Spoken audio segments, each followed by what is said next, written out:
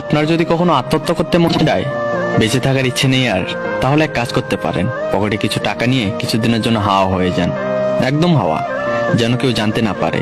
পরিবার, বন্ধু, বান্ধবী, প্রেমিক, প্রেমিকা, কেউ না। মনের মতো করে জীবনের কিছুদিন কোনো দর্শনীয় স্থানে কাটান। এরপর আপনি যখন বাসায় ফিরে আসবেন, দেখবেন কোনো কিছুই আর আগের মতো নেই। ভয়ঙ্কর কিছু ঘটে গেছে। আপনার ভয়ঙ্কর কড়া মেজাজের বাবা আপনাকে শক্ত করে জড়িয়ে ধরে শিশুর মতো কান্না করছে। আপনার মাকে ইতিমধ্যে স্যালাইন দিয়ে রাখা হয়েছে। আপনার আত্মীয় স্বজন যারা আপনাকে চেনেও না, তারাও আপনার খোঁজ নেওয়ার জন্য ফোনের উপর ফোন দিয়ে যাচ্ছে। কেউ কেউ তো বাসায় চলে এসেছে। আপনার ভাই বোন আপনাকে শক্ত করে জড়িয়ে ধরে আছে, কোথাও যেতে দিচ্ছে না। যদি আবার কোথাও হারিয়ে যান, বন্ধুরা হঠাৎ কোথা থেকে এসে কলার চেপে ধরে দু চারটা থাপ্পড় দিয়ে বলবে, কিরে কোথায় হারিয়ে গেছিলি হারামজাদা। আপনার পরন শত্রু দেখবেন আপনার খোঁজ নিতে এসে বলবে, কোথায় ছিলেন এতদিন।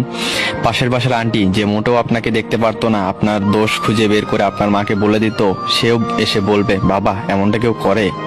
আপনার মনের মানুষটার দিকে তাকাবেন, দেখবেন কতটা যন্ত্রণায় তার হৃদয় ক্ষত বিক্ষত হয়ে গেছে। তার চোখের দিকে তাকাতেই পারবেন না আপনি।